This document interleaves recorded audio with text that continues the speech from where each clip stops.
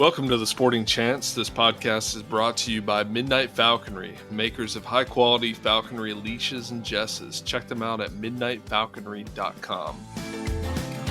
Ashley Clark Falconry, the highest quality leather falconry equipment, handmade in England, built to last and looks damn good while you're at it. Check them out at aclarkfalconry.co.uk. Be sure and use the code SportingChance10 at checkout.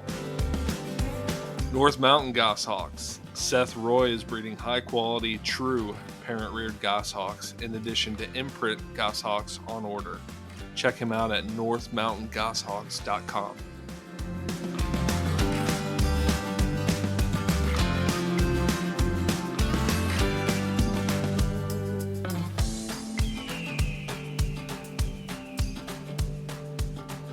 Welcome to the Sporting Chance podcast. My name is Casey. I'm Aaron. And we are joined by Jonathan Munnier. Munnier. Yeah, he's from the Midwest. It's not exotic. Yeah. Munnier. Keep guessing. Keep guessing. You'll eventually get it right. Is it not a French originating last name? Well, it is, but we're not in France. I'm trying to respect your culture. By all the corn. So yeah, basically, I'm sure that the what are you slurping on? Good God Almighty! That sounds disgusting.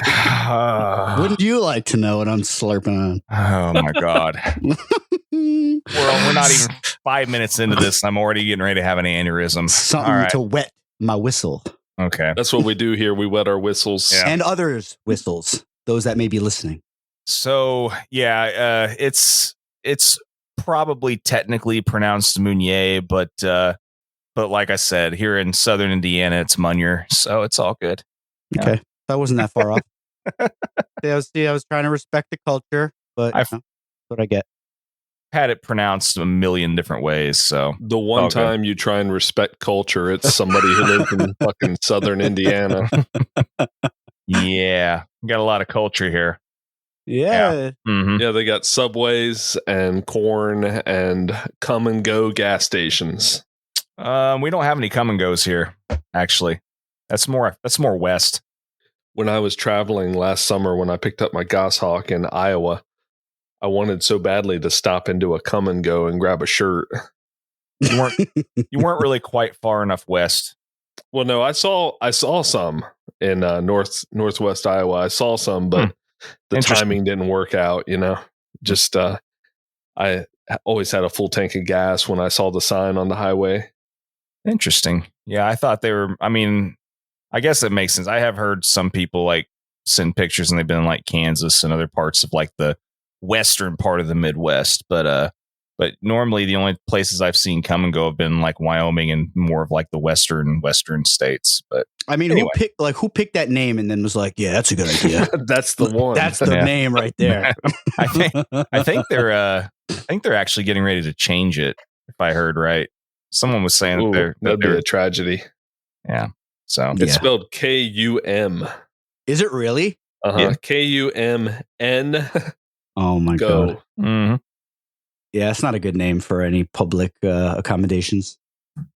There you go. Okay, let's get into this. I want to talk about gas stations. Oh, okay, sorry. All right.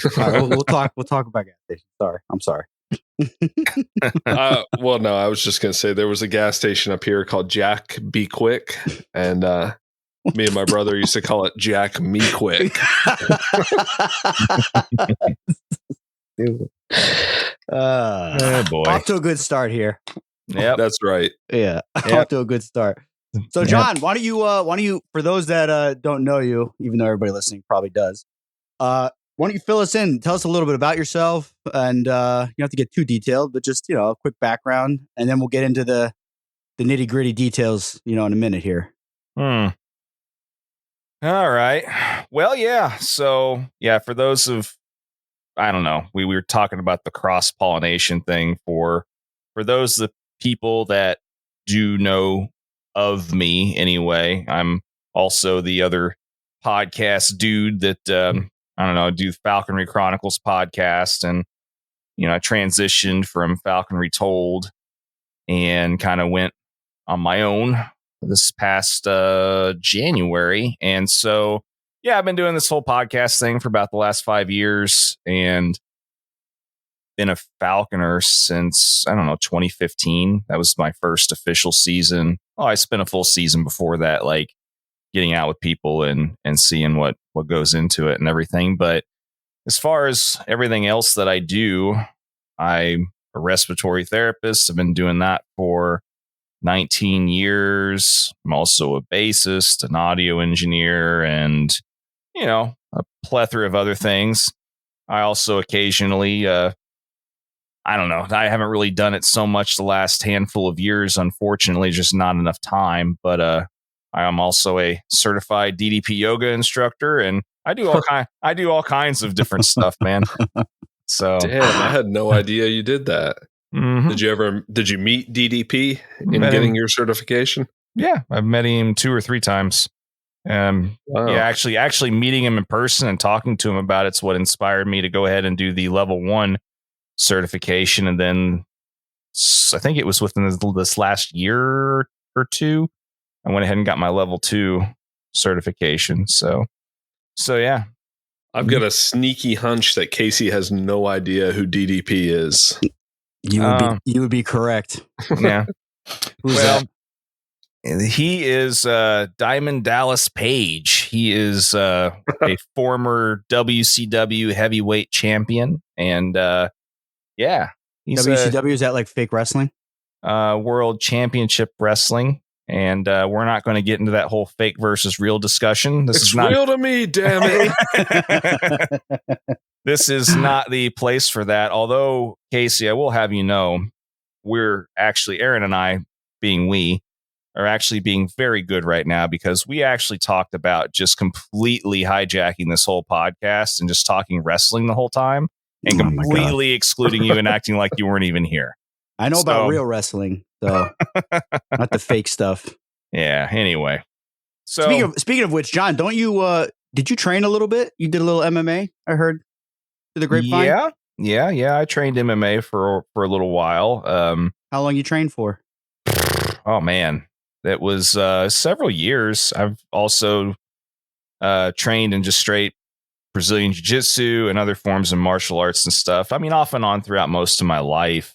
Man, it's been a minute though. It got to be too expensive, and it just sucks because like whenever you can't go, you feel guilty because like you pay so much money to be a member of some of those like gyms and stuff, and then like it just sucks because you basically you want to go and you want to advance, but you find yourself not feeling like you're going to advance or be seen in a good light if you don't go like almost every day to like some of those things. So I, not to mention the fact that I was also an active musician at the time, and wrist locks, elbow locks, arm bars, all those kind of things aren't really so good whenever you're constantly trying to play an instrument also, although you have to tap. So well, if you're a stubborn, if I'm rolling with somebody stubborn, that's how somebody gets hurt.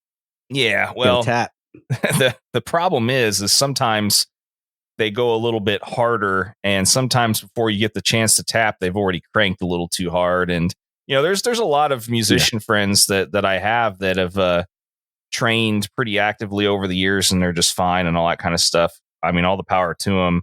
I just, after a while, was just like, I just can't justify paying the money and dedicating the time anymore. There's just, I'm involved in some things. So it's like, something's got to be sacrificed somewhere, Yeah, same here.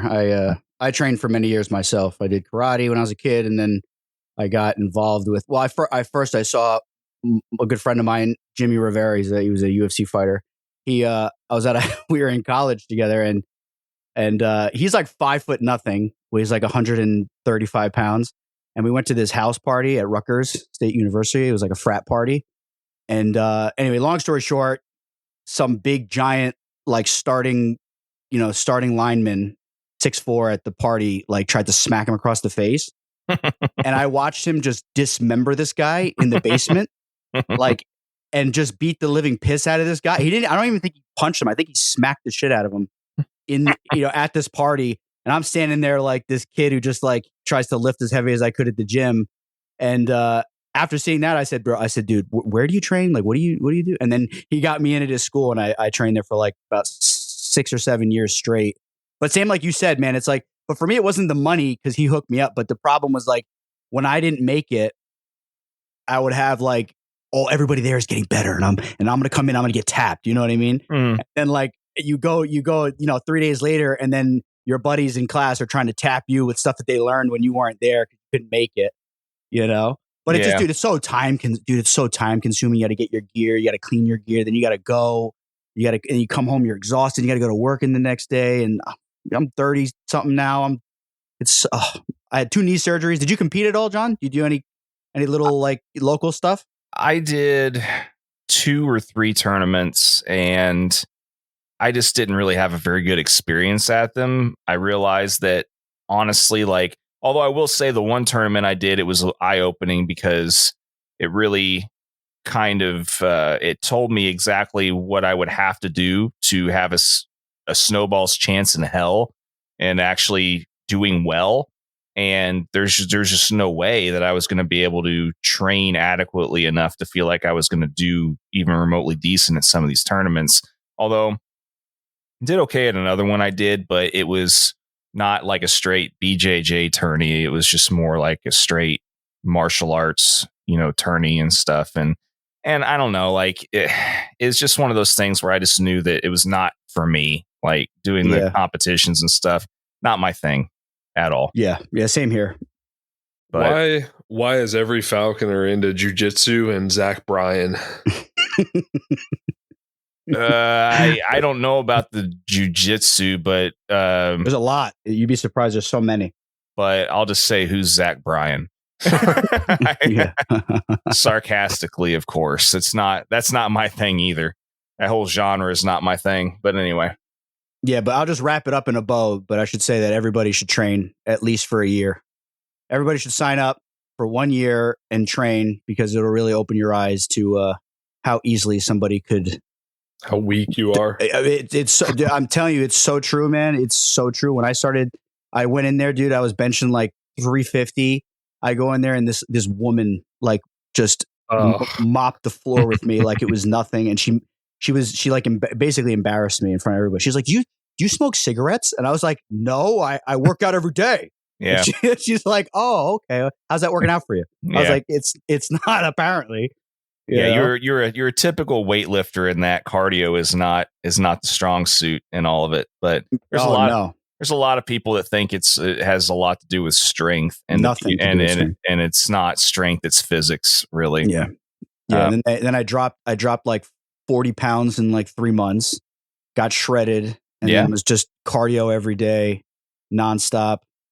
And it's really good, man. It's great because it's saved me a couple times. We don't have to get any stories now, but for sure. It's like just knowing how to handle yourself. It's so good, especially in the field, like in falconry. If somebody tries to come at you, you can defend yourself. See how I wrap that all up? Yeah. Well, what you guys are saying reminds me, as falconers, pretty much everything takes a backseat to falconry. Yeah, well, I mean, the irony is like I said, when I was into all that stuff, like falconry wasn't even on the radar for me yet. It was just, I was still involved with so many other things though. And at the time I was into that stuff, we had just had our kid, and there was so many other things that I was doing musically and otherwise too, that like I was doing just as many things, just different things. And I don't know, like I said, it's one of those things where you have to start mitigating and basically sacrificing some things somewhere, because there's literally just not enough time. But I was in the best shape of my life whenever I was doing that stuff too. And there's a lot of things that I miss about doing it, but overall there's just, I don't miss the time, the time dedication. I just don't have the time. I don't have time to stress over it either. So yeah, same here. Same. Good stuff. Have you ever gotten into any crazy altercations while out hawking? No, No, not really. I've been fortunate that I really haven't. I've always had to be really kind of self-conscious about the whole, like, I don't know, getting into shit with people, even from a young age. Like, there's decent amount of people that know me know this, but like whenever I was a young kid, I had a really bad like accident where I actually had to have a craniotomy and had a subdural hematoma and stuff. And like, so, getting hit in the head repeatedly wasn't something that was ever really, I don't know, like going to be on the menu for me willingly. So, and which is another reason why, even though I trained in MMA and all this other stuff, that's the other reason I didn't really want to do much competitively, because, I didn't want to end up like freaking, comatose the rest of my life or dead or whatever. And so, when it comes to altercations with people and everything else, luckily, in particular, because you're so damn scary looking, nobody will step to you. Yeah. Okay. Yeah. I don't know about any of that. Although I have occasionally gotten the, I just don't really think he's that approachable. There have been some times where when you heard that, you're like, you know what? I'm going to get into podcasting. Yeah. But no, I mean, luckily I really haven't had any issues for the most part. I mean, as far as just having any kind of real severe spats with anybody. If anybody's ever had an issue, then I've always just kind of respected it, gone off and done my own thing afterwards. Or, it's a typical situation where a lot of people think it's cool and they don't really care what you're doing once they find out what you're doing. So yeah, it's part of the Midwest. I think everybody's a little bit more relaxed out there. Over here in Jersey and New York, man, they're freaking hot. They're wound tight around here, man. Oh yeah, they're wound tight. They want to know what you're doing. Are you allowed to have that bird? What do what's with are you hurting that dog? Let the bird go. Like, I get, like, you don't even have a chance to be nice. It just starts off so aggressive sometimes. Yeah. There's down here. It's just a matter of trespassing. They're like, you better not step a foot on my land or we're going to have big problems. I'm going to kill you if you step on my land. Yeah. It's it's hit and miss with that here. I mean, it really just depends. Like, people are a lot more territorial here if they think you're deer hunting on their private property or something like that, it's going to be a much bigger issue. But once they realize that you're not, then usually they don't really care, especially if it's not during deer season and stuff. But anyway. Yeah, that's a good point. Yeah, it's a universal thing. All right, cool. So let's go back real quick. We don't have to go super detailed, but so you shadowed, I guess, your sponsor, or you got involved somehow. Like, how did you? Because listen, you always talk. You're always the guy doing the interviewing. So we want to learn about Jon tonight. So we want everybody to hear about Jon, how you got into it. So what'd you do? You went to a Renaissance fair. You saw some guy with a Harris Hawk, and then you were like, I got to do that. No. Like, how did it start? And then tell us about what you flew. No, none of those things really. I mean, I've mentioned it briefly in a handful of the episodes. That actually the one that I just did with and published with Bob Glass, I kind of told him a little bit because the people that kind of made me aware of it are mutual friends, and Bon is Bob's sponsor. So basically, like, I found out about it. I mean, at a young age, we grew up with movies like Lady Hawk and a lot of these other types of movies and stuff where you see people recalling hawks to the glove and things like that, and you know that it's as far as training these types of animals, it's a thing, or whatever. But like, as far as like the actual practice of falconry, I had no idea whatsoever at all that this was a thing, let alone a thing that was still a thing. So, right. Anyway, I mean, fast forward all these years later, I think it was like, man, it was somewhere between, I think, 2013 and 2014. So as a musician, I endorse Warwick basses, and I've been playing Warwick basses since, like 2001, 2002, something like that.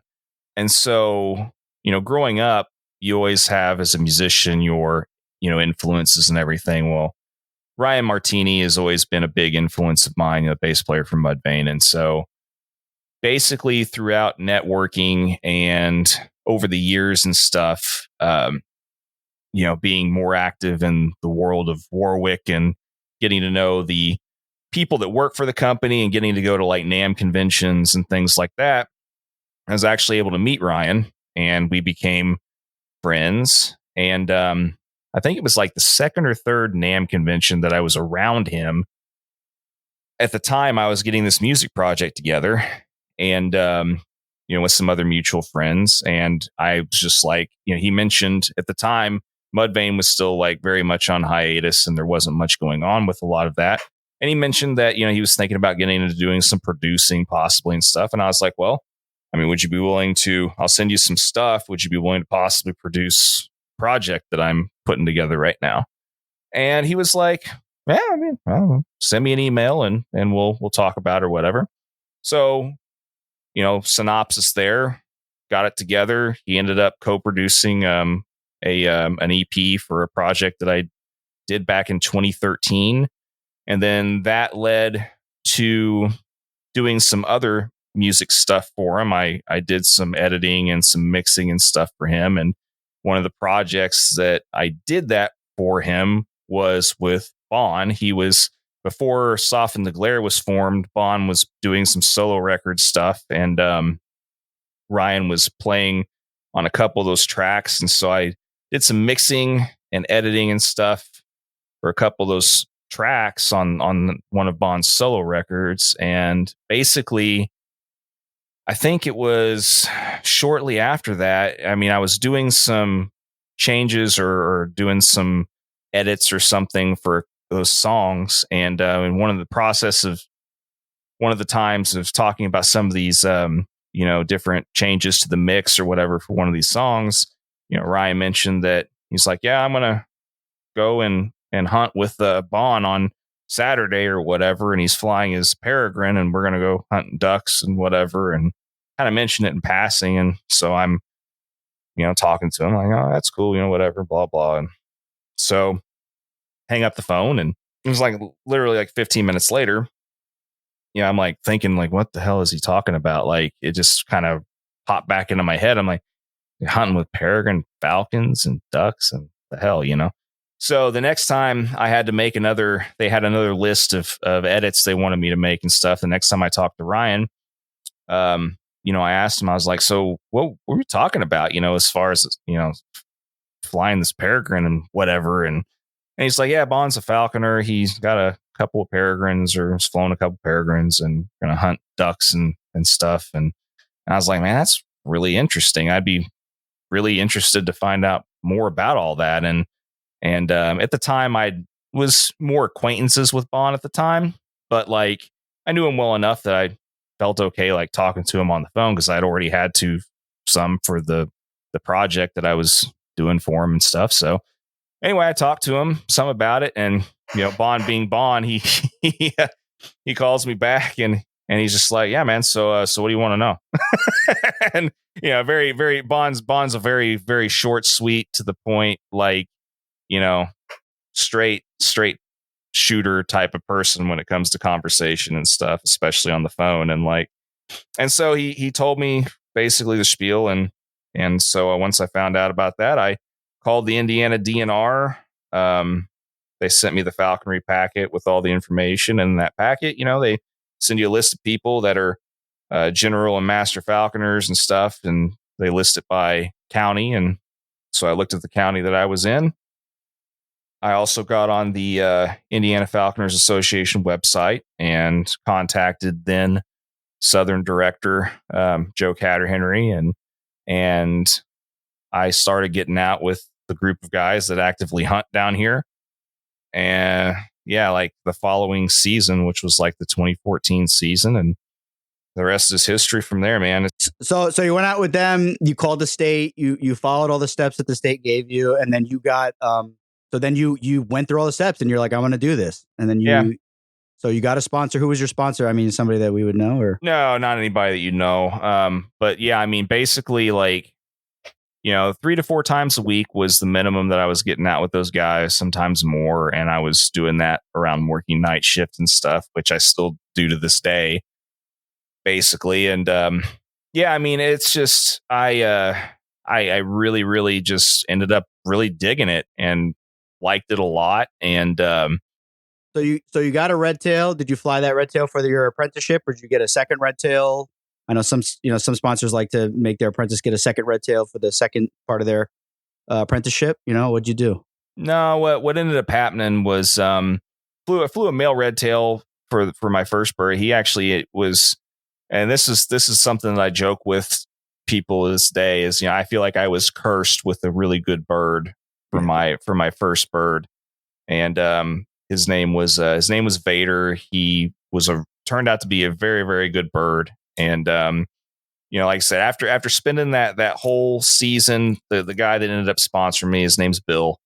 He like I said, it took the whole season of him, watching and basically, seeing how dedicated I was to it and stuff. And so, like I said, we ended up getting me a right at the beginning of September, male red tail, and flew him that whole season. And the original plan was to multi-mount, intermew him, and fly him again. But then but Bill at the time was trying to breed Harris hawks for the first time. So, of course, being that he was my sponsor, and there was kind of like a little bit of a vested incentive, to, like I said, you've got someone that's like 10 minutes from you that's trying to breed Harris hawks, then, well, that ended up being the next plan. So I ended up getting a really nice female Harris hawk for my second bird. You can do that. Sorry to interrupt you. You could do that in Indiana. You're allowed to do that. Some states you can't. Some states you can't, but in Indiana you can. You can get a captive bred for your second bird. No imprints usually. No, I wouldn't recommend that for someone that's been doing it for a million years, let alone anyways. Yeah, I've been there, done that one time. If people like it, whatever, that's the kind of things those people like, I guess. But I'm not. For me personally, my one experience with an imprint Harris, I'll never do it again, ever. Imprint Harris? Yeah. Did you imprint the Harris? No. It was a secondhand bird. Somebody gave it to you.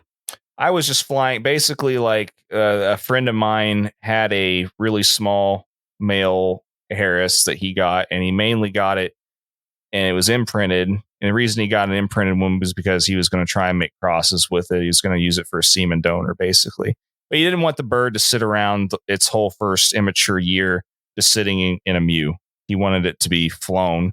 So I didn't have any other plans for that season. So I said, screw it. I'll see what all of this, I don't know, all this fuss is about, imprint Harrises and stuff. And I found out, he had a lot of quirks, and the biggest one was that he just would not shut up at all. And it was, they're already so tame, Yeah, it's even just wild ones are super tame.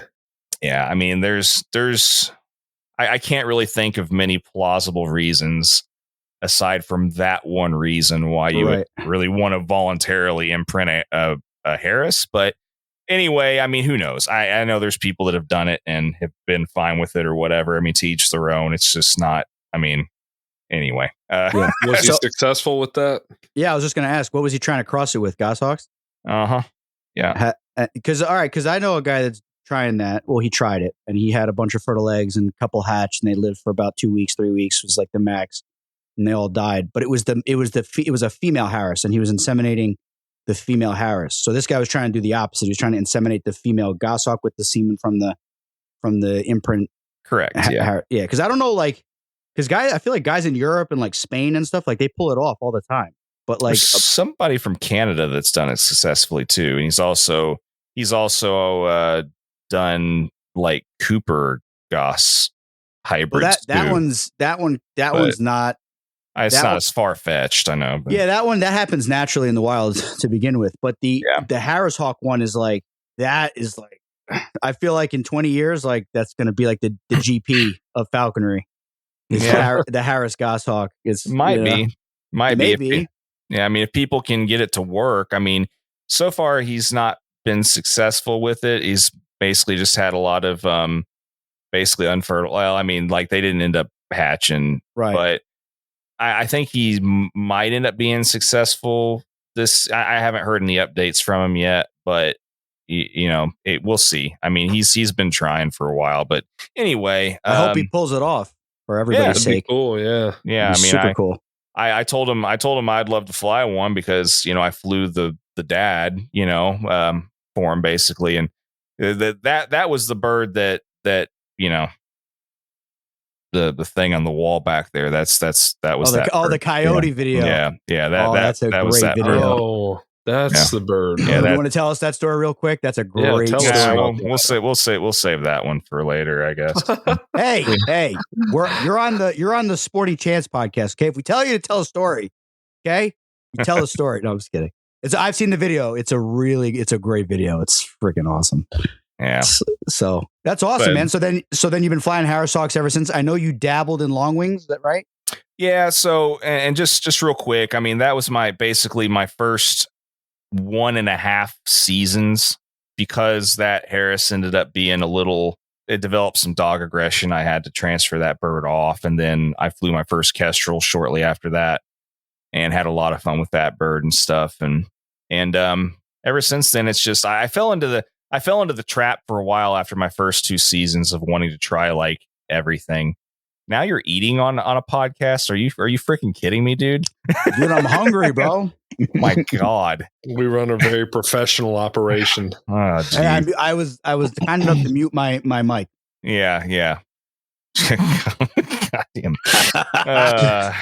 So I need more beer. So anyway, after that, I tried a whole myriad of things, and I a virtual plethora of just, I don't know, like I tried a bunch of different stuff, and for anybody listening, I don't know, you may have heard me talk about it before, but I wouldn't recommend falling into the trap of trying a crap ton of different things over your first handful of years in falconry. I mean, I feel like that I set myself back a little bit.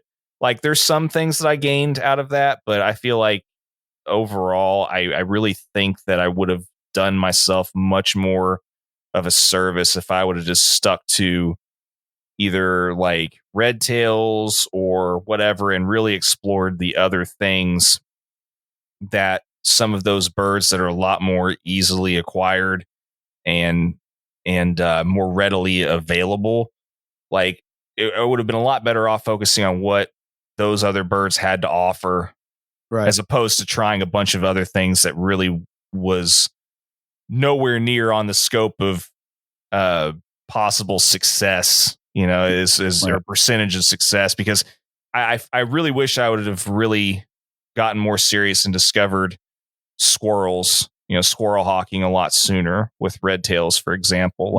So you weren't chasing squirrels with the red tails you've flown before? No, because I was raised up in the world that hunting squirrels are bad, my God, and all that kind of crap. I mean, so, it's one of those things where, in your early years, you're very heavily influenced by what your initial guidance is and what you're being told and everything. And I don't fault those people for that. But that being said, I missed out on several years of much more accessible and much more higher chance of success fun if I would have just really kind of narrowed my focus to something more realistic, and right, rather than trying to, as you just alluded to, dabbling in long wings and things, which, knowing what I know now, I think in terms of like, your traditional like ducks on ponds and like super high pitches and things like that, you're not really going to be able to pull that off where I'm at. But on things like, dove, snipe, and stuff like that, I think knowing what I know now, those are a much better possibility, but it's going to be a lot harder, and a lot more of a niche to really make it successful. And like whenever you're early on, unless you have somebody holding your hand through that process, your odds of being successful just aren't that good. Yeah. Whereas, some of these other birds like red tails and Harris's on some of these more readily available opportunities would have, that's my only, I don't want to call it a regret. If I was to change anything, I would have gone that route as opposed to what I ended up doing. But yeah, I had a prairie that I imprinted, and did you buy it or collect it? No, I went to Utah to get it, and he was a really decent, turning out to be a decent bird. And then like he was the bird that I've mentioned before has died from he died from a bacterial infection, and literally just woke up one day and walked in the other room, and he was just laying there dead basically. And what caused that? So when I sent him in for the necropsy, Arno called me and basically he asked me, is like, did you feed any duck recently? And I had bagged him on a duck 5 days before that or so, I think roughly. Yeah. But normally the bacteria that's on those kind of ducks that can be really fatal, normally it kills them quicker, if it's an issue. And they don't really have to even eat the duck or anything. It's come in contact with it. And there's a strain of bacteria on ducks that can be bad news for raptors. So I had no idea about that. Mm-hmm. Yeah. So do you know the name of the bacteria by anything? I'm drawing a huge brain fart blank on that at the moment. And I would have to text Arno again and double check that, but it's semi fairly common knowledge, especially in the long-winged duck hawking community and stuff. Like it's a semi known thing. You just don't, you don't really hear. It doesn't happen a lot, but it can happen. And there's people that don't hunt ducks anymore because it's happened to them. It's annoying. Yeah, it's like one more reason not to hunt ducks. You got avian flu, and then you got bacteria. Yeah, it's frustrating. Yeah, and it's even more frustrating when you spend 4 months, raising a bird like that, and it's almost to the point where you're really ready to try and start hunting it more consistently. I mean, I tried. I've been bagging him on pigeons and stuff, and he was, easily going like 800 feet to the drone, and like literally the day before he died, I just droned him like 800 feet, did normal exchange, whatever. And, he was acting like completely asymptomatic. And, just overnight just died. So that's so frustrating. What was his weight, by the way? Cause I'm always curious. He was a smaller male prairie. So, I was flying him, I think it was around like 425. He was 400 or 425. I can't remember off the top of my head, but he was a smaller bird though. Okay. I think it was closer to 425. I can't remember for sure. I'd have to look it back at my notes, but somewhere around anyway, low 400s. Okay. Okay. But just curious. Yeah. Yeah. But no, he was and he was one of the 2 birds that I've ever had that my wife actually liked too, which was that makes it worse. Yeah, right? even bigger kick in the ball. See, yeah, because she thought that he had a personality, and so like I said, I wouldn't say no to doing that again potentially or whatever, but I just feel like knowing what I know now, especially, and knowing what I don't know also now, and being really in tune with that, I just want to focus on what I've got here, and I love squirrel hawking, that kind of stuff, and I'm just I'm content with that for now, to be honest. And so anyway, grow where you're planted, right? That's right. and I really want to get a kestrel again sometime soon too, and start mobbing starlings again. I just really miss that pure fun. God, I miss it. Just car hawking. Yeah, and this has been another really decent year for starlings. It looks like I feel like I've missed out on another potentially really fun season. Like around here, there's just so many damn starlings, and the slips from like late March to like now, especially, or even early June, they're just everywhere. God. Yeah, I'm even seeing it here in New York. They're just all over the sides of the roads. We don't have that many here. Yeah, it's just I mean, I've like I said, the most pure fun I'll say it till I'm blue in the face, man. I've said it many times before. Like the most pure fun I've ever had in falconry has been, mobbing starlings with a kestrel. And yeah, I mean, it becomes like playing a video game, dude. It's like, and whenever you're OCD with numbers, like I don't really have much OCD with numbers until I start doing something like that. Right. And it's just like I have to go in increments of 5. So like, you get 5 starlings, you better hope that there's not going to be another slip that's like easy or whatever on the way home. Because if you get 6, well, then you got to go to 10, because you got to do increments of 5, But that's how I got that 20 count during that one morning or whatever. I just kept going. And next thing I know, it's like almost 11 o'clock and I'm like at 18 or something like that. And I'm like, that's awesome. We're going to go to 11:30. That's so awesome. So was it an imprint or is it passage? No, it's a passage. Yeah. So did you do a bunch of bags with it to get it going? Because I know some are a little tricky. They don't want to take starling. They're not, that's not their normal quarry really. No, they're not made like, kestrels are not made to hunt birds. They're made to hover and hunt field mice and other crap like that. They are not made for birds at all, which is why car hawking suits them and the ambush thing suits them so well because they don't have the speed. I mean, there's some people that'll occasionally catch, kestrels and sparrows and stuff, and it's not like they don't. I mean, they can. It's just not what they're really made for, So, I mean, and there's a lot of people that think that you have to imprint kestrels to get like these high counts and things. It's completely not true. Like, I mean, I said I've flown, a hag and a passage and an imprint at this point, and the only thing it really can affect is if you're wanting to like hunt bigger birds, or if you want it to like maybe not be afraid to go after slightly bigger birds, which you're technically not supposed to really be hunting anyway. But right. but as far as like starlings though, I mean, it doesn't matter. Like it depends on the bird's individual confidence. Like, yeah, I mean, most birds, especially passage and the hags, you're going to have to bag them on at least a handful most of the time. At least that's what I've found.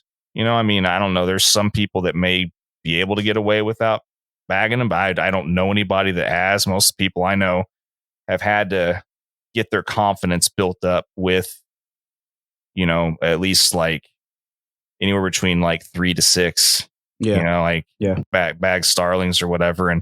But once they figure it out, man, it's like they will just go and go and go and go. Starlings will fight back, won't they? Starlings? Oh yeah. It's World War V, dude. Whenever a kestrel connects with a starling, starlings are vicious, man. They have a lot of fight in them. There's a lot of people that think that like, occasionally your bird will like hit a grackle or something like that or whatever, thinking it's a starling and stuff. But like, and then there's some people's birds that I know that sometimes have bypassed starlings to go after grackles and stuff. And honestly, I've seen starlings put up way more of a fight than grackles. I mean, it's just aside from the size difference, like grackles don't put up near as much of a fight, as a starling will. But I mean, once again, technically hope that your bird just goes after the starlings that you want it to get anyway, but there's always the incidental stuff, so yeah, it happens. I think we should be, I mean, I've toyed with this thought in my mind. I mean, they're killing, like birds of prey are killing those species all year round. Like what, you know what I mean? Like we should be able to catch a couple without getting in trouble. Come on. Well, I mean, technically you can. In America is certain species are not game birds, whereas in other parts of the world, as John would know, that like in France, for instance, they see, all types of songbirds as game birds.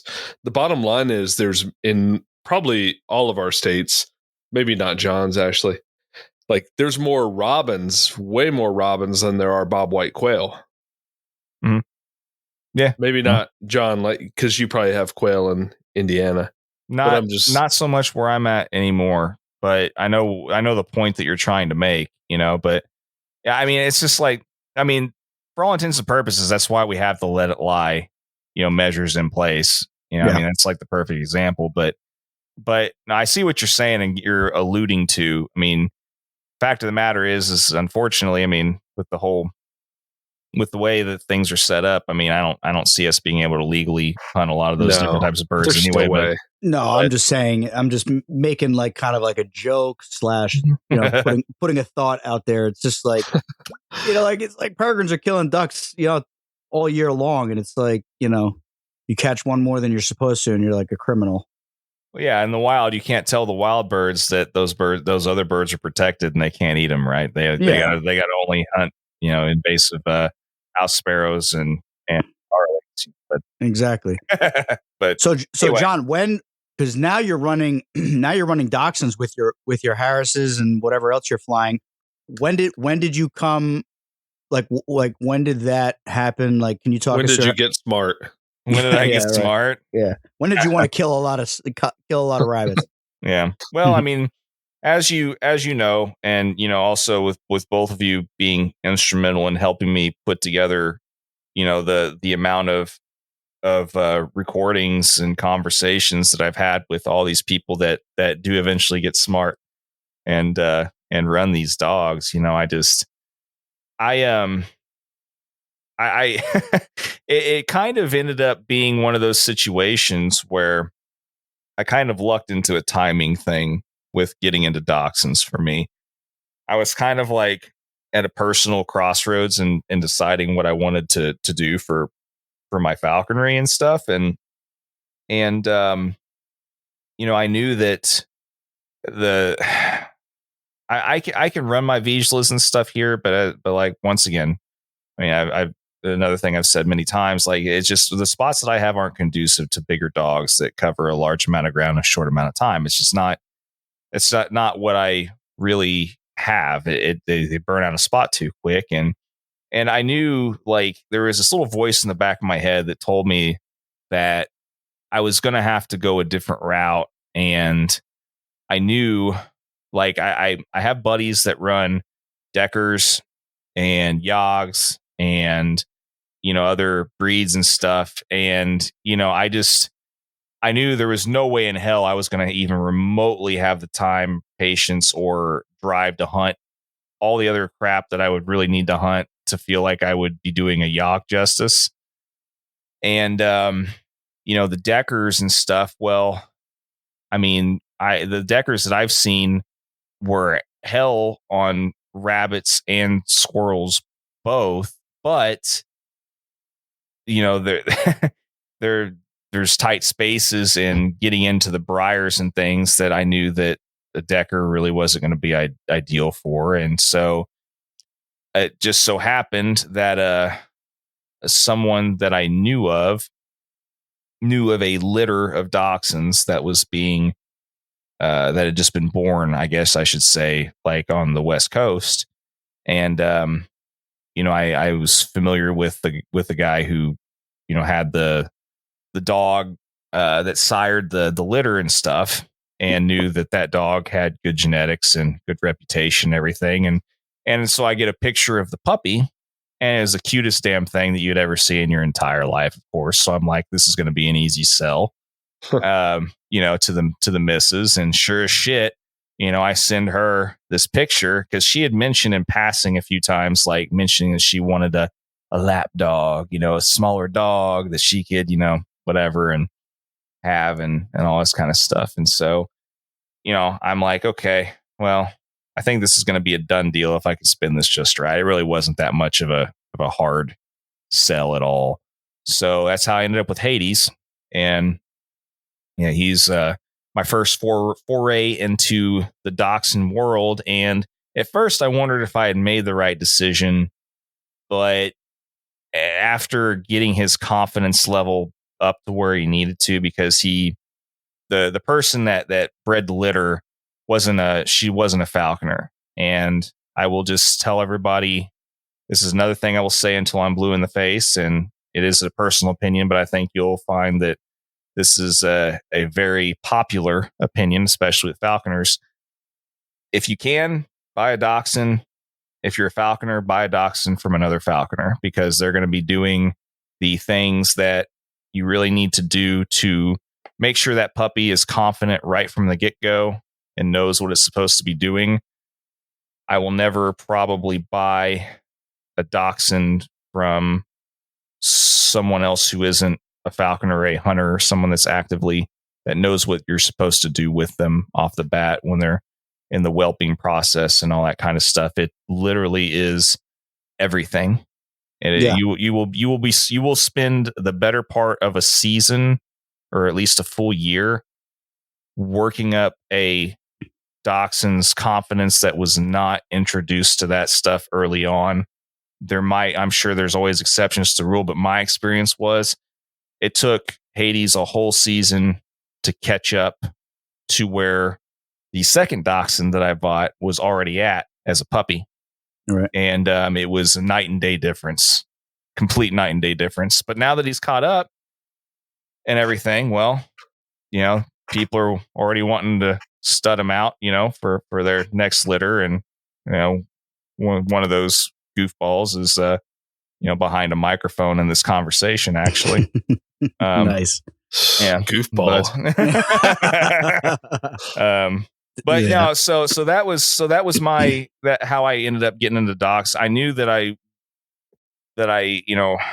whenever you hunt with people that don't hunt dogs all the time, and you're the constant beater for people that don't want to run dogs, you learn to value going out with people that do hunt dogs or do hunt with dogs, because the experience in and of itself is a night and day difference. There's nothing worse than hawking without dogs now. It's so annoying.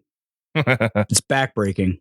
Yeah, it is a lot of work. You will be doing a lot of extra work if you don't have. And you're only scraping the surface, in my opinion. Mm-hmm. Yeah. I mean, for every rabbit you kick up, there's probably 10 more that you miss because you don't have a dog. Yep, completely agree. So, hope that answered your question. That was kind of my foray into getting into the decision and getting into dachshunds and all that kind of stuff. And how has it impacted your falconry now that you have the dogs? What's your kill count? How much has it gone up? No, not the exact number, but I like to ask people that question, like from running, just beating brush, and then running a dog. Like, what's the difference? Well, here's the thing. Here's what I'll say. And you guys know my life. You guys know what I've dealt with the last handful of years. And, with my work schedule and having to travel all over the place and everything else. I will say in terms of full transparency, my last few seasons have been mediocre, but it hasn't been because of dogs or anything else. It's just been because of trying to fit square pegs into round holes with travel and having to work and everything else. All that being said, I would consider myself like to have one mediocre season within the last, handful of seasons. That being said, it's a no-brainer in that the amount of slip opportunities have increased for sure. There's no ifs, ands, or buts about that. But, honestly, I would say I would think that if you were talking to like my buddy Jared, for example, that I hunt with and run the dogs with and stuff, like, the amount of slips, that have gone up for his bird, especially whenever I haven't been able to fly my own, but still hunted the dogs with someone else's bird and stuff. Yeah. A combination of both. It's anybody that actively runs these dogs and stuff will tell you that the opportunities, even if it doesn't always translate to a higher bag count, right? The amount of slips that you're going to get though, and the opportunities are going to increase exponentially. 100%. Yeah, I agree with you. So, good answer. Yeah, I like I said, just in terms of transparency, I'm not going to sit here and say that I took a bunch of game that I didn't get, because the fact of the matter is the last 2 or 3 seasons that I've had have been lackluster because of work and getting kind of screwed over with my schedule and stuff. But the last season that I had, I felt was pretty, was decent or whatever. I mean, it helped having the dogs for sure. There's no doubt. Yeah, 100%. What are your plans this season? I know that I may or may not have orchestrated something. You got to take credit for that too, huh? Well, I did. I will. I was kind of like the representative for Falconry Chronicles, you're the broker. I'll call you. I'll give you credit, the broker. All right. Good. Yeah, so is that happening this year? Or? I mean, as far as I know, I haven't gotten any updates from said person that you broke. Well, said person is a sponsor of this podcast, also. So for sure, yeah. No, okay. I haven't talked to Seth recently. Okay. I've talked to him within the last couple weeks, but it's been about other odds and ends stuff. Right.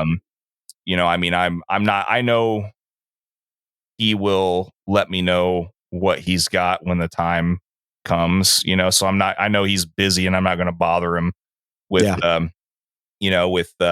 know whenever he knows what he has on the table, we'll talk more then. But awesome. as of right now, my plan is to head up that way around, the end of the first or second week of July and hopefully come home with a new parent reared finished female goss. That's my hope. It's awesome. My hope. My other plans have already kind of, I wouldn't say fallen through, but they've fallen through. I told you guys about the imprint kestrel that I gave to my other buddy to try and make the peregrine crosses and stuff with. Like, he said that ironically enough, she's the first bird that he's had that stood and took semen just fine and stuff during the insemination process and everything, and didn't end up laying any eggs. So it's the first one that he's had happen to for whatever reason. He can't figure out exactly what might have caused that, but that's what happened with that. So were you going to try and fly a purlin? No, I was going to try and fly a peregrine kestrel. Oh, I said purlin. Yeah, you said yeah. What do they call those? That's a good question. I Pestrel? I like to call them pestrels. Pestrel. I think a pestrel works really well for that. Yeah, that I've never really even given that any thought. I always think me neither. Yeah, that might be cool. Yeah, I mean for like my environment where you're hitting hedgerows and other stuff like that. I mean, sure, merlins and just straight merlins and other stuff's going to work well, but I don't know. I see a lot of other potential for like lower pitch waiting on flights and stuff like that for that combination as well. But I don't know. Maybe it'll happen eventually. Maybe it won't. But yeah. So I'm really going to put most of my focus into hopefully the goshawk this season, because if I get one of those and I'm not successful with it, I will never hear the end of it. From your buddies, you mean? From everybody. And that's not my main motivator, but I won't say it's not a motivator. Yeah. Like, I don't want to screw up that opportunity first and foremost.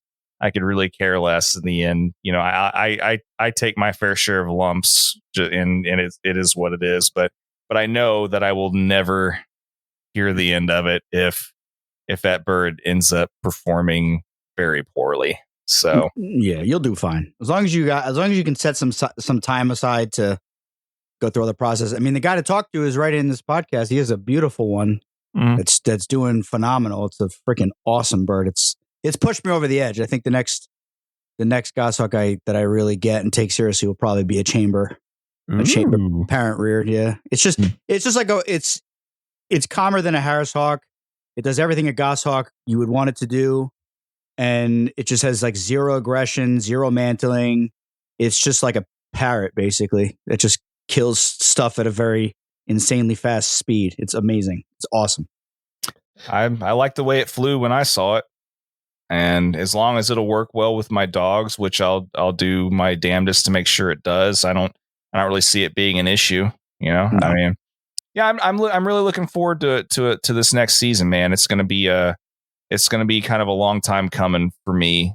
I mean, I've had such weird circumstances the last handful of years to where, like I said, I only had like one mediocre season the last handful, and I'm just happy to be working at home all the time now, and I'll be back on night shift. So if I really wanted to, I could literally hunt every single day if I want to. Yeah. And so I'm looking forward to normalcy again this season. I'm really excited about it. So Awesome. Yeah. Yeah, man. Probably best that you're not getting the long wing if you're getting the goshawk as well. Well, I had a plan for that. I was going to get them both going, entered, whatever. And, I was going to primarily fly the other, like the long wing, more in the springtime. Oh, I got you. During like the beginning of what would technically be the off season for the goss. And so I had a plan. I had a logical, semi-logical, rational plan. I was, but because I mean the type of game that is would have been ideal for that kind of bird would have kind of went away more towards beginning of winter anyway. So got it. Makes sense. Yeah. But anyway, yeah. So I'm really looking forward to that, and I'm really looking forward to, like I said, the playing with the dogs too. The reason I went ahead and sprung for the third dachshund is so I can just alternate them. I want to be able to alternate a couple every day or one every day, and have them. Good. I don't want to wear them out. So, but yeah, man. I get in the habit of running the exact same dogs. It's like I've got a lot to choose from, but I'll just run like I have to stop myself from doing it because my instinct is to grab like the same one or two. The more experienced dogs. Mm-hmm. Yeah. I mean, what's funny is, I don't know if I told you guys this or not. I think I did, but it's funny because Casey, I mean, like you and Paul and Phil and everybody of the three that I have, it was funny that you guys were commenting the most about my new red, the Bale, like the pup. I like her. She's him. Yeah, he's a good looking dog. He's a good looking dog, and he had a lot of energy in him.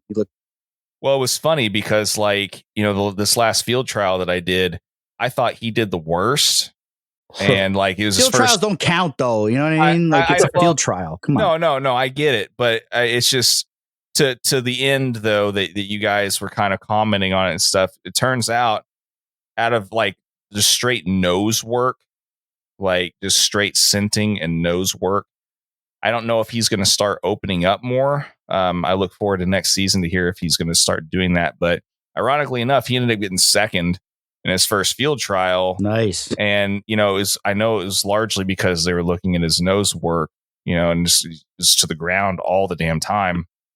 And if he would have just stayed on the one trail, like he probably would have gotten first if he would have just stuck on this one trail and stayed on before this other dog that he was up against the last race or whatever. But yeah, I mean, trust me, dude, you're not going to get any argument with him. Yeah. As far as the field trial stuff. But I will say it was just ironic to me that, that was the one that you guys seemed to notice the most. And then like, I thought he did the worst at this field trial. He ends up getting second in his first field trial. Awesome. And so anyway, but like, it just cracked me up because I don't know. It's more about the irony of it. But no, you got some good dogs, man. I like your dogs. They're good. Thanks. Yeah, I mean, good noses on them. Good energy level. Good drive. They're like, and I like how they run with other people's dogs. I know, like you saw Ginger at the meet. She doesn't. When she's around other dogs, it's like hit or miss. Like she either shuts down and like hangs out like around us, or she goes like right. It's so weird. Like she'll run with Paul's two bitches all day long. They have the best day. They flush rabbits all day. She's down a hole. Iris is down the other end, and they're just pulling rabbits out left and right. But then I'll go run with like somebody else, and then she's just hanging out at my feet, And then it's just, I don't know if it's like if it's her running with males, like shuts her down. Because even when I go with Seth, and he's got the cocker on the ground, like they're a little team. The cocker and Ginger, they love it. They're all about it. But then randomly, some dogs, she'll just, we went and dug groundhogs, and there was that big lurcher in the field. She just was not. Like she didn't even want to do anything. You know what I mean? We even kicked up one rabbit, and she trailed it for a little while and opened, and then she just came right back to my feet. It was so weird. You know what I mean? It's like Yeah, and your dogs didn't care. They were just like, they just kept going, you know? Yeah, they well, and I think I credit part of that to like since I've been hunting them also with Jared's like Yak and Decker and they've been hunting with like other dogs pretty consistently, right?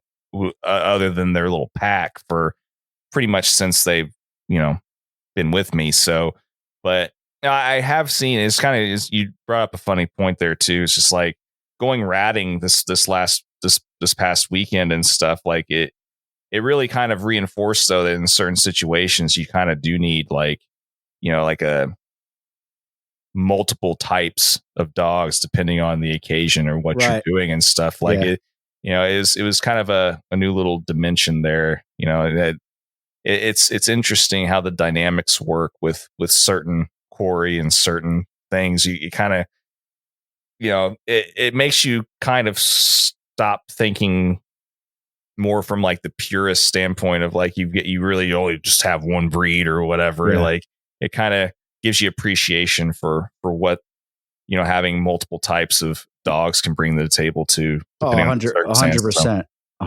Yeah, with the ratting, it's like you got the dachshunds getting under the dumpsters. They're killing some of them, but a lot of the rats are running away. And then you got the terriers, like as defense on the leashes, like out in the middle of the alley, just grabbing all the loose ones that are getting away from the dachshunds. It's great, man. It's a perfect symbiosis, I would say.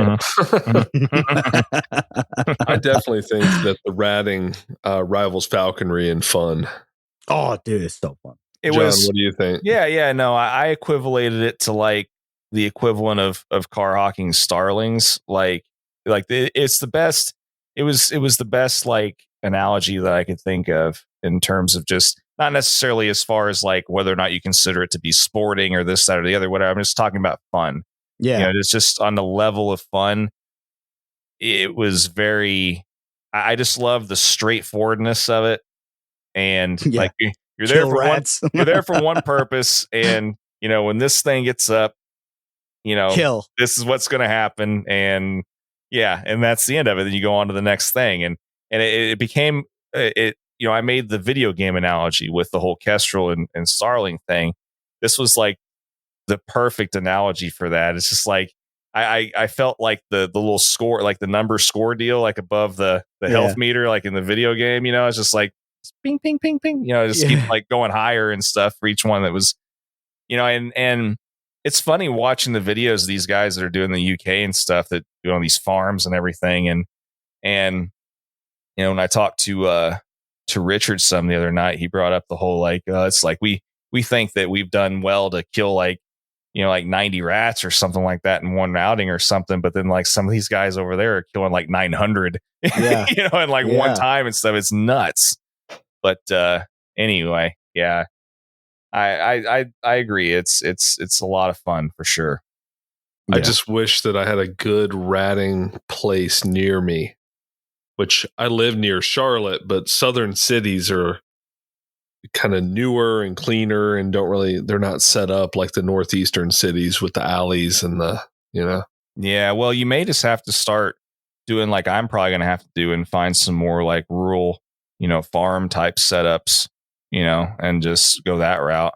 Yeah, I have one. I've just been kind of lazy about going there, and I'm a little less inclined to go with just dachshunds because I know that just the dachshunds won't put up as good of a show, right, as a mixed group. Well, that I was going to say that's the only hang up with that whole thing for me too, and I still want to be gung ho about it, but like I know I'm going to have to like have at least a couple other people go with me, or at least one other person with multiple types of dogs, or else I'm not going to be able to really do it that much because it's kind of like we found out you really need that diversity. Yeah, they all work together. Just the dachshunds can do it. I've been out to a friend of mine breeds pigeons. I went to his place once and we got like 12, 15 rats in like an hour. And, that was pretty good for just an hour in one location with 2 dachshunds. Mm-hmm. Yeah. And he didn't really have that many rats. We were like kind of pursuing the same rats longer than you would in DC. Yeah. where if a rat gets away in DC, you can watch it climbing up climbing 4 stories up. Yeah, I was damnedest crawling thing. into a baby's crib or something. I was getting ready to say it was like the damnedest thing watching Splinter like go up the or going up like the access ladders in the alleyways these people are just like it's going to be hanging out in these people's pantries and stuff. That would be a great terrier name, Shredder. Yeah. Yeah, those suckers will get away, man. I remember I was there and I was like looking under stuff like this, and the dogs were getting all excited, and I had my flashlight, and I just like turned my head to the right, and there was like a shelf right next to my head, and there was like this giant rat just staring at the side of my head. I was like, there you are, and I freaking like smacked the thing, and he jumps off, and then all the dogs just ripped it apart and killed it. It's like, and it's such like pure fun because rats are just like a plague. You know what I mean? They're everywhere. Like you couldn't put a dent in them really if you wanted to with dogs. I mean, you got to put, there's nothing you could really do.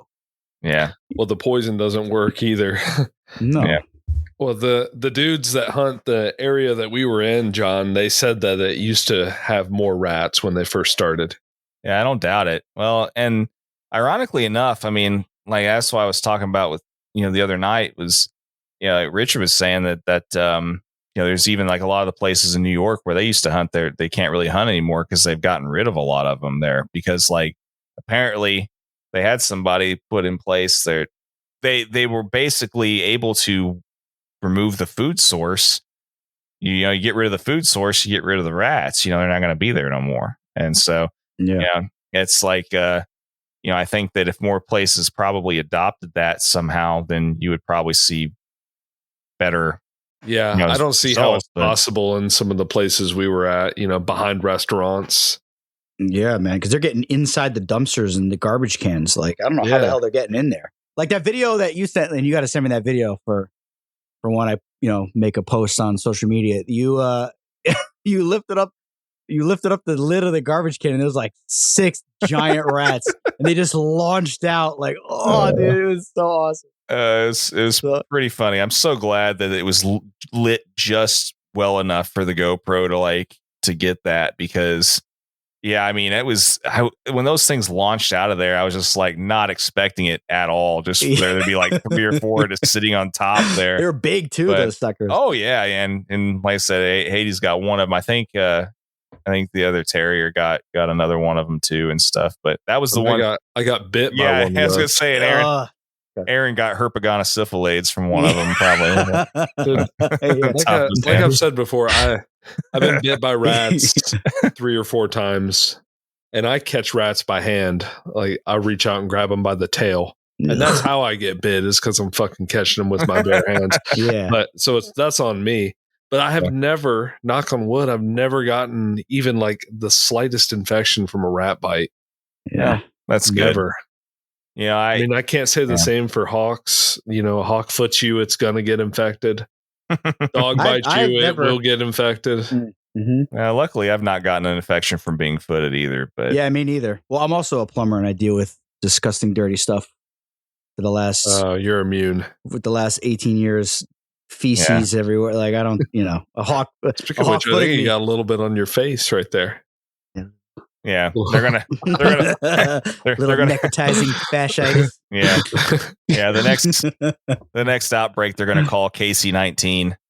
Probably. Yeah, probably originated from me. But yeah, man. No, I mean, like I said, it's been good, like getting into all these different avenues and stuff. And I don't know. Like I said, it's been interesting. I mean, I don't regret any of it by any stretch, and I'm looking forward to seeing what happens into the future, man. I'm hoping for this next season. I've got high hopes for this next season. I'm trying not to really, set myself up for any dreams getting crushed or anything, but I'm really optimistic this is going to be a good season, barring any kind of weird stuff. So sounds like the makings of a good season.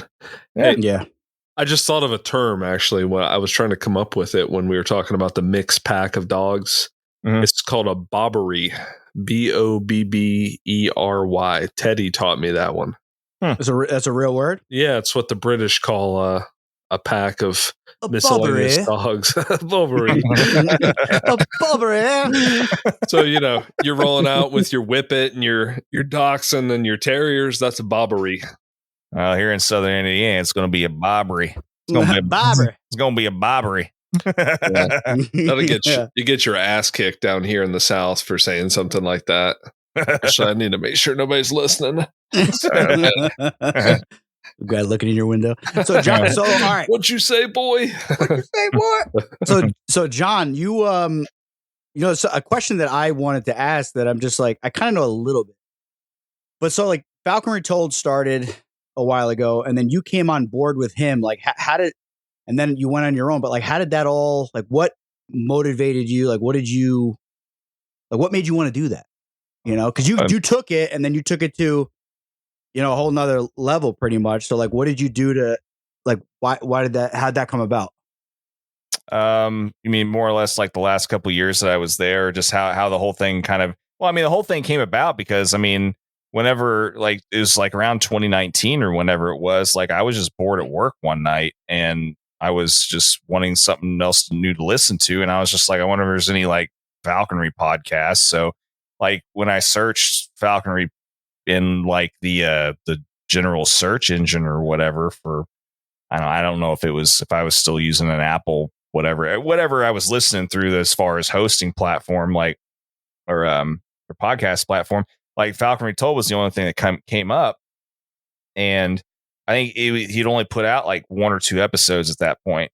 And when I listened to it, I saw the potential, and I was just like, well, if this is the only one that's actively like really happening at this point, then, it might be worth, like, I initially just sent Israel an email just to see if I could be a guest. And I knew that I had the capabilities of doing remote recordings because I've my audio engineering background and my equipment and stuff that I already had. So I hit him up and we got to talk. And once he found out that I was an audio engineer, that's when he was just basically like, honestly, man, it's just like, if you want to like try and produce your own show or something, like, I really wouldn't mind somebody else to like do these with on a consistent basis. And he said he wouldn't really mind having somebody else to do this with on a consistent basis and stuff. And, since I lived east of the Mississippi, I'd be in a region that, I could hit that he couldn't very easily. And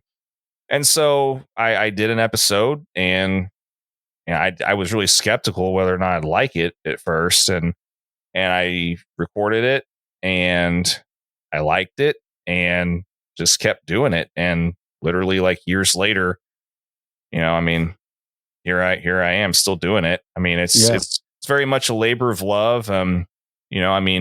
If anybody wants to start their own production or their own podcast or anything like that, you're not going to make a bunch of money from it. It's going to be something that you just are going to have to keep doing because you really like doing it. And for me, this quickly became the way all those years ago of kind of giving back to something that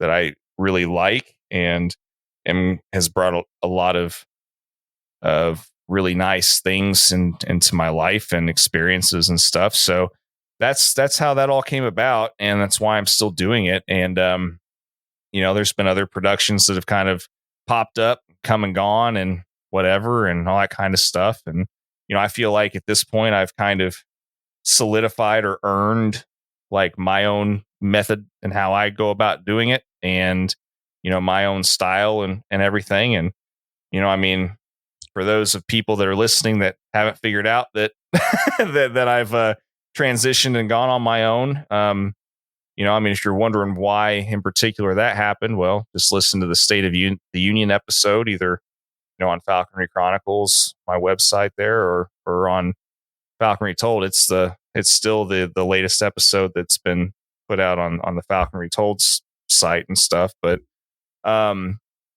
basically like, it was a mutual decision between Israel and I, basically, that he knew that he wasn't going to be in a position to be active still again for a while. And, if I'm not really sure what his plans are for it, right, going forward with that brand. But, he wanted to keep the name and stuff, and all that stuff is explained in that episode. But I wanted to continue doing it, and it just didn't make sense to continue producing content for like something that I didn't own. Right. You know? Yeah. You're putting at a certain point there. It was like, what was it, like 5 years straight? It was just you. About 2 years. Was it 2? Yeah. Felt like longer. But. Yeah. Well, I mean, 2019 was the first year so I mean, it's only really been 5 years, total. But the last 2 years, pretty much was mainly just me putting out episodes, and like I said, it's a mutual decision. There's no animosity.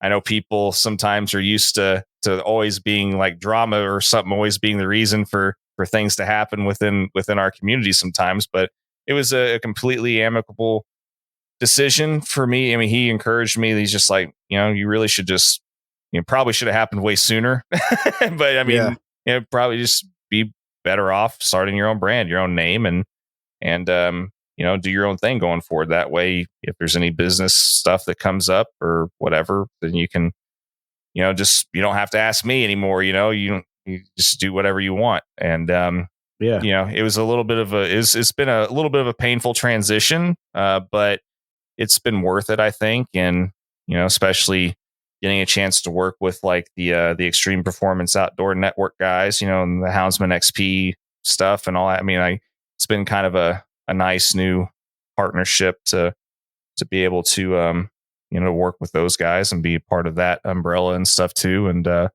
yeah, man, I mean, that's it in a nutshell. As long as I continue to get enjoyment and fun out of it, and as long as people seem to continue to get something out of it, then and I can afford to continue to do it, then I'll keep doing it. But at this point, I've maintained a specific standard for myself, and I feel like if nothing else, as far as like the audio quality and just the overall like product and stuff, I feel like it's I mean, I've earned my place, so it's all good, man. Definitely the highest quality falconry podcast out there. Yeah, I mean, I appreciate you saying that. Yeah, for sure. Hey, I've got a couple questions for you before we wrap it up on the subject of your podcast. Sure. What would you say? I want to say what's your most, but just in general, what's been memorable about your travels? Because anyone that knows you and what you're doing, you travel quite a bit for that. The most, like, as far as like the opportunity or just the experience aspect of it, as it relates to falconry. I mean, I think the best part in all of it for me, and the reason why I continue to discuss it in other episodes and things that I do with other guests that I have and stuff, I think overall the biggest thing in it for me is it's very important that our community worldwide understands that this isn't something that is always going to necessarily be here. And if we don't do the right things to help make sure that it stays here, then getting a chance to see what all these other communities around the world have had to deal with to not just have, but also maintain their falconry like privileges, so to speak. It's been very eye-opening. And I think that that's a very, very important thing to keep in mind for everybody. Like, whenever I went to South Africa and got to know those guys in like the Cape Falconry Club, and hearing about their experiences even recently of how it almost just got with snap of the fingers, they just got almost taken away again recently. Like it was almost overnight made illegal again. And, Jeez.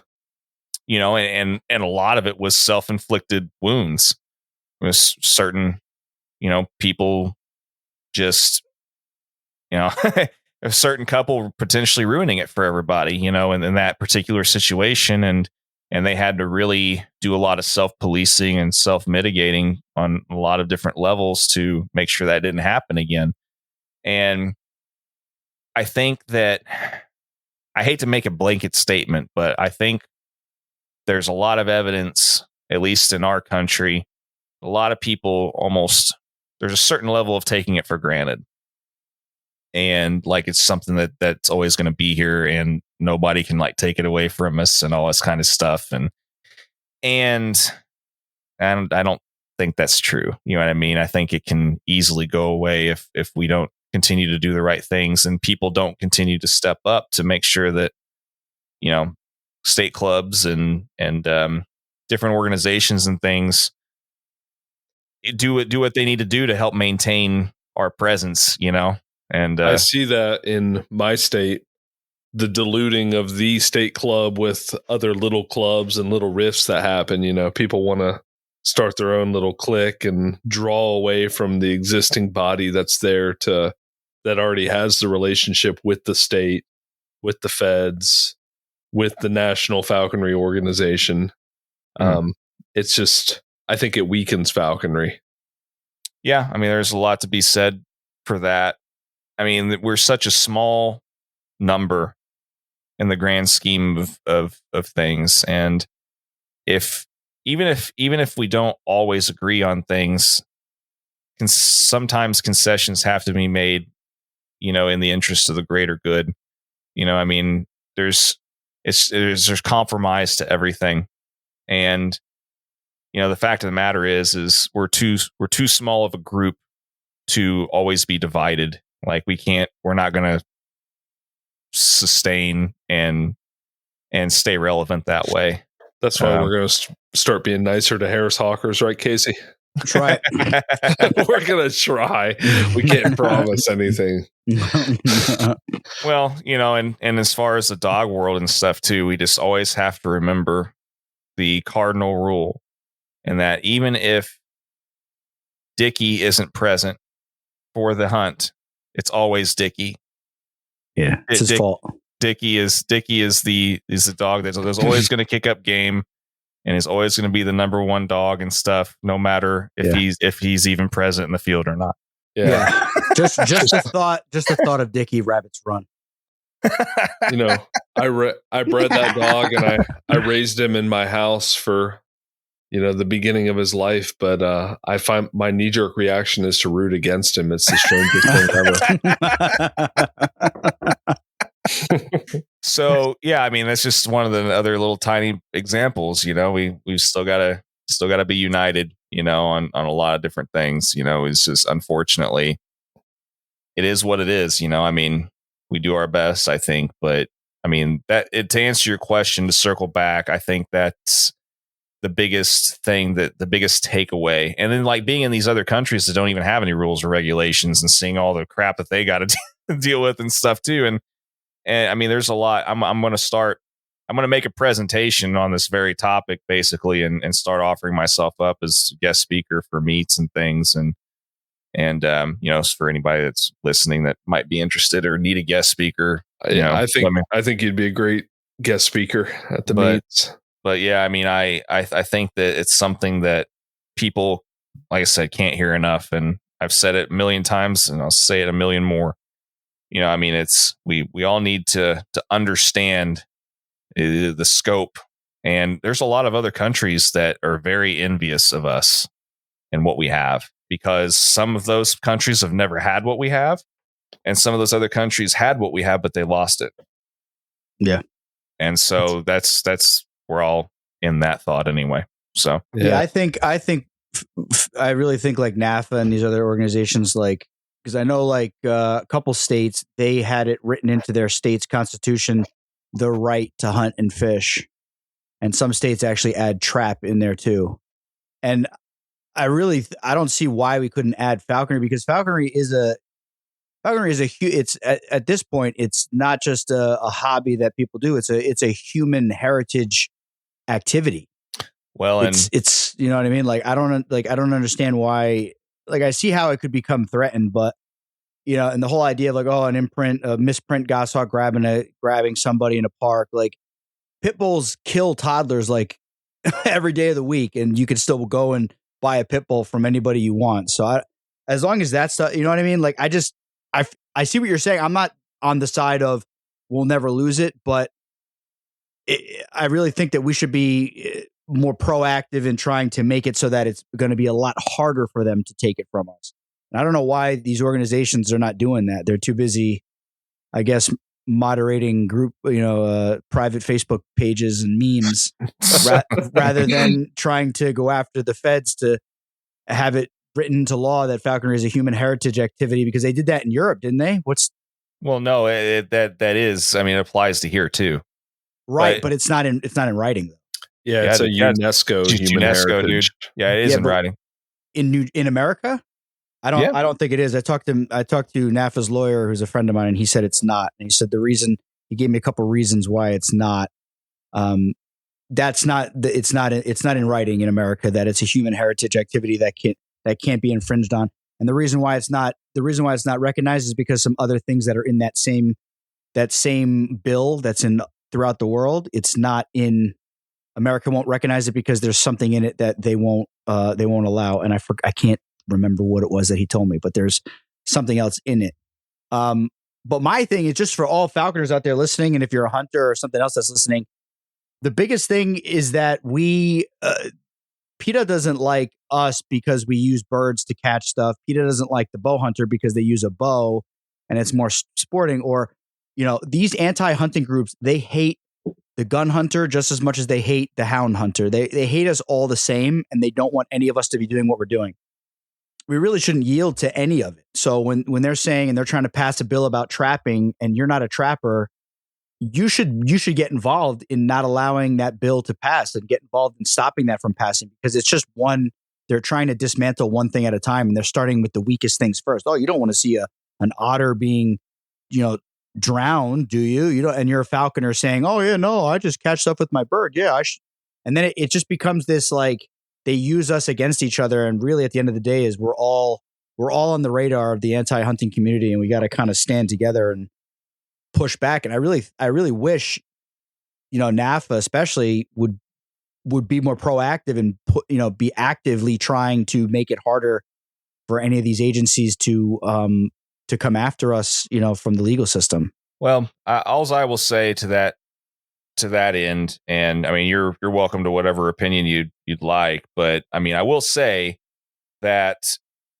there's a lot more that goes on with NAFA and other organizations like that a lot of people aren't aware of. And part of the reason why they're not aware of a lot of those things is because there's certain aspects of things that a lot of people aren't aware of, but I mean, they're sometimes not even legally allowed to talk about, and things that go on behind the scenes and stuff. There's a lot of other wheels, that are constantly turning that a lot of people aren't aware about. And, I've brought up the transparency issue with a lot of those things to some of the people that I know, in NAFA and stuff. But they do a lot more than what people, I think, will give them credit for on a lot of those fronts, because there always is somebody trying to change some kind of rule, legislation, or whatever. Yep. And, you made the point about the dogs, though. And I mean, the thing is, though, is there's a lot of people in the hound community, especially, that are constantly fighting battles with dogs and stuff, too.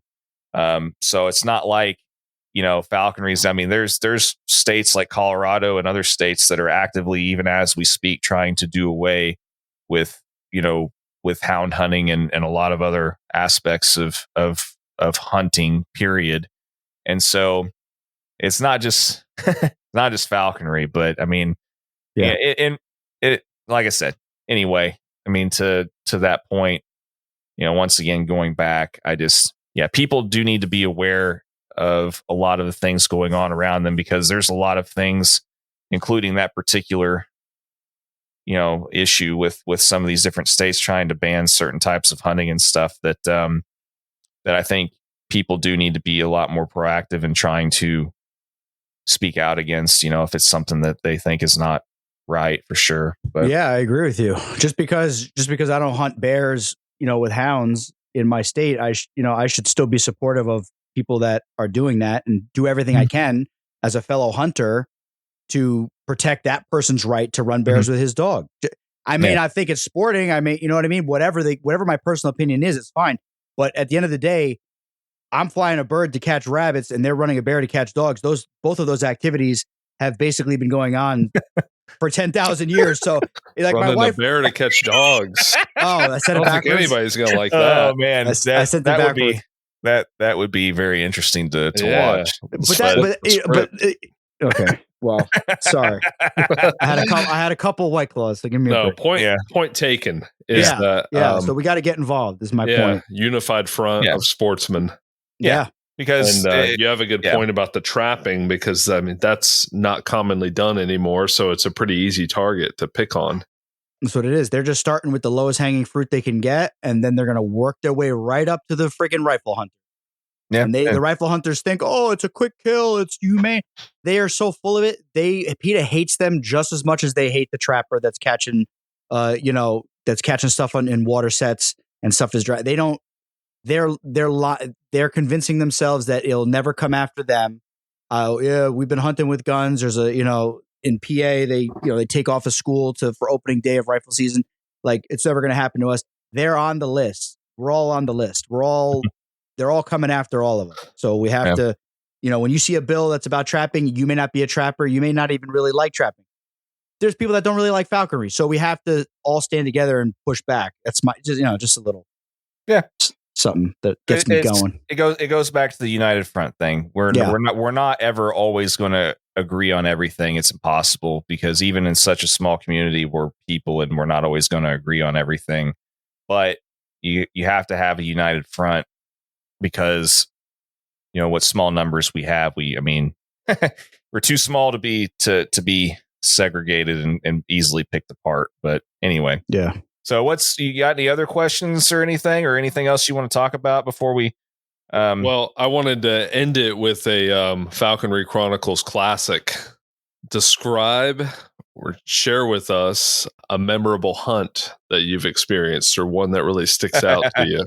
Okay. Well, I guess that would be we'll just go ahead. It actually ends on the word of advice, but go on. Yeah. Well, well, we can go ahead and now that we've gotten to this part, we can go ahead and circle back to the coyote thing, I guess. And for everybody listening, I'll just be transparent also and say that this was not on purpose. I hope it never happens again.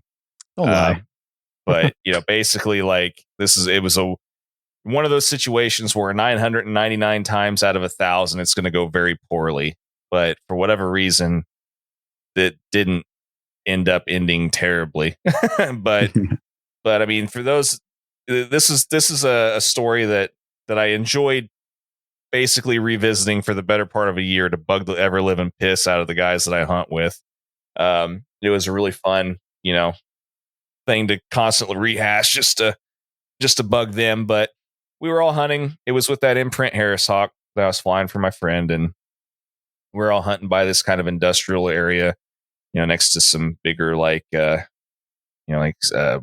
warehouse type deals and stuff. And he had finally decided that he was going to get his head in the game, and he came close to getting a rabbit or two, but missed. And so we were working our way around this strip of land around this industrial park area, and we started walking and pushing this area right next to this fence. And all of a sudden, I'm hunting the Harris off a T-perch, and you all can go to hell. You can make. I was biting my tongue. Yeah, I know you're biting your tongue. Yeah. So, anyway. Anyway, we're sorry. Yeah, I was hunting the bird off a T-perch, like you really should if you're giving your hawk the best chance of success and everything else. Jeez. To hell with all the elitist a-holes that think otherwise. Anyway, we're walking this little strip and next to this fence, and all of a sudden I see the hawk, the Harris shoots off the T-perch, and he makes this beeline straight for this I don't know, whatever's right next to this fence, and does a quick wing over, whatever, and just goes right down, whatever. And we don't hear anything. We just start walking again because I thought he just missed or whatever. I was like, he'll fly back up to the T-perch here in a minute. And all of a sudden, I look over, and my buddy D-Way, and he's, all of a sudden he yells out, "It's a coyote!" And so we all start running, and I mean, it was probably like, I don't know, 15 to 20 yards ahead. It wasn't very far. He apparently had seen this random coyote that was right next to this chain link fence, and he bound to it. Apparently nobody saw this, but Dwayne saw him on the coyote as there was a little strip of grass that was mowed right next to where he could see. And when we got up to the bird and the coyote, basically, like, it started off on our side of the fence, but when we got up to him, like, it was on the opposite side of the fence. So the coyote had tried to go under this chain link fence and drag the bird off, basically. And so we rush up, and I think this coyote was like so shocked to see like this group of people just kind of rush up to it. It was just looking at us like with this bewildered look on its face. And my buddy, once we got up to Dwayne's, just one of those guys. He's always carrying and is always looking for something to shoot, you know. So, Yeah. so we got up to him, and he already had his gun drawn. He had carried a 45 with him or something, and he's just like, "You want me to shoot it?" And my buddy Mark's like, "Well, hell yeah, shoot it!" You know. And so Bird's still bound to the coyote's back and everything. He pulls out his 45 and just pops it, kills it, you know. Counts. And so the bird's still bound to the coyote, but the gunshot spooks the bird, and it flies off of the coyote, goes over the fence, and like goes for fucking like Mexico, right? Yeah, I mean, I feel like dropping an F-bomb there is appropriate, because like this is literally like I'm sitting there thinking to myself, like, you know. Anyway, so the bird flies over the fence, and, you know, he's taken off, and we're all just standing there like in shock. You know, we're surprised we didn't run up to a pile of feathers, you know. Yeah. And so a few seconds go by, you could hear kind of like a pin drop in grass, and I look over at Mark, and I'm like, "Oh, well, Mark, I guess this means that I brought a coyote to bag, right?" You know, he's like, now John, you know, and everybody just starts laughing and stuff, and we're all just kind of still trying to process, and so anyway, the bird lands over. That bird had amazing lure recall. I mean, I barely pulled that lure out of the bag. That bird's coming back. I mean, he was very, very wed to the lure. So I get the bird back. They drug the coyote out. Like, they managed to be able to reach under the fence far enough to grab the coyote, and they drug it back over, and they drug it back on top of this hill. And so I get the bird back, and I'm looking over the bird. He's got a swollen left eye and a broken hallux. The talon or the toe? The toe. Oh, shoot. And so the bird's season was over, and effectively career was over, because he wasn't going to be used for hunting much anyways, more just going to be used for breeding. Right. But anyway, we were just surprised that's all that happened. I mean, the swollen eye resolved eventually. The toe. So how do you think those injuries happened? Being drug under the fence. Yeah. Yeah. I've heard of birds getting killed by rabbits getting drug under fences and equipment. Especially jackrabbits. Yeah.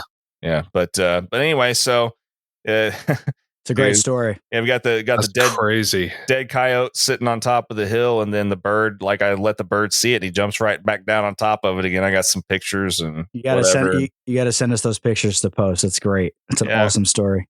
Yeah, I will. And like I said, it was one of those 1 in a million fluke deals, and, you know, I'm not going to sit here and act like it was anything like super special or anything like that. But I mean, it's just one of those things where it's going to forever make a fun story. The coyote's head is mounted on the wall in my studio here. And yeah, I mean, it's a funny side note. You know, I regretted not taking the coyote with me after, you know, I was just like, this is never going to happen again, probably. So I hated not having some degree of like a trophy or something. So my buddy Jared was just like, yeah, well, I got a buddy that, you know, skins coyotes and sells the fur and stuff or whatever. And, you know, what we can do probably is we can get the skull for you, and, you know, maybe, you know, do the beetle deal where, you know, they just get the skull and stuff.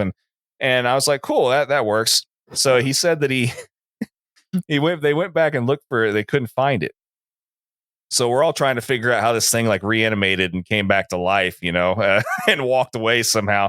And then like Mark and somebody's like talked about how they had a coyote like got shot at one point, but like the thing laid there acting like it was dead forever, and then ended up like getting up and walking off or something. But like later on, but anyway, I was kind of bummed, and so we were going to hunt there the following weekend, and I just told him, I said, if that coyote's still there, I don't care if that thing is rotting, stinking, flies all over it. I don't give a shit. Like that thing is coming back with us.